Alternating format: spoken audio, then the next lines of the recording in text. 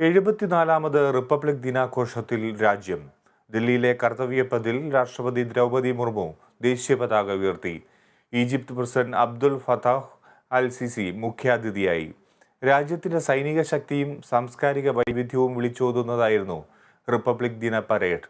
സ്വാതന്ത്ര്യ സമര സേനാനികളുടെ സ്വപ്നം നിറവേറ്റാൻ നാം ഒന്നിച്ചു മുന്നേറണമെന്ന് പ്രധാനമന്ത്രി നരേന്ദ്രമോദി റിപ്പബ്ലിക് ദിന സന്ദേശത്തിൽ പറഞ്ഞു. നരേന്ദ്രമോദി ദേശീയ യുദ്ധസ്മാരകത്തിൽ പുഷ്പചക്രം അർപ്പിച്ചതോടെയാണ് റിപ്പബ്ലിക് ദിനാഘോഷങ്ങൾക്ക് തുടക്കമായത്. തുടർന്ന് കർത്തവ്യപഥിൽ രാഷ്ട്രപതി ദ്രൗപദി മുർമു ദേശീയ പതാക ഉയർത്തി.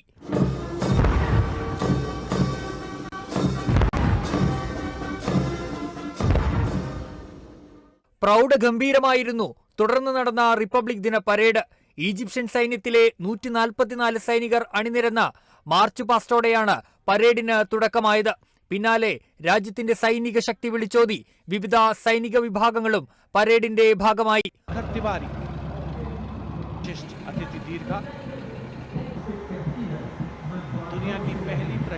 തുടർന്ന് കേരളമടക്കമുള്ള സംസ്ഥാനങ്ങളുടെ നിശ്ചല ദൃശ്യങ്ങൾ ഒന്നൊന്നായി പരേഡിലേക്ക്. സ്ത്രീ ശാക്തീകരണമായിരുന്നു ഭൂരിഭാഗം നിശ്ചല ദൃശ്യങ്ങളുടെയും പ്രമേയം. 479 കലാകാരന്മാർ പങ്കെടുത്ത നൃത്തവും അരങ്ങേറി. റഫാൽ അടക്കമുള്ള വിമാനങ്ങൾ അണിനിരന്ന വ്യോമാഭ്യാസത്തോടെ 2 മണിക്കൂറോളം നീണ്ട പരേഡിന് സമാപനം.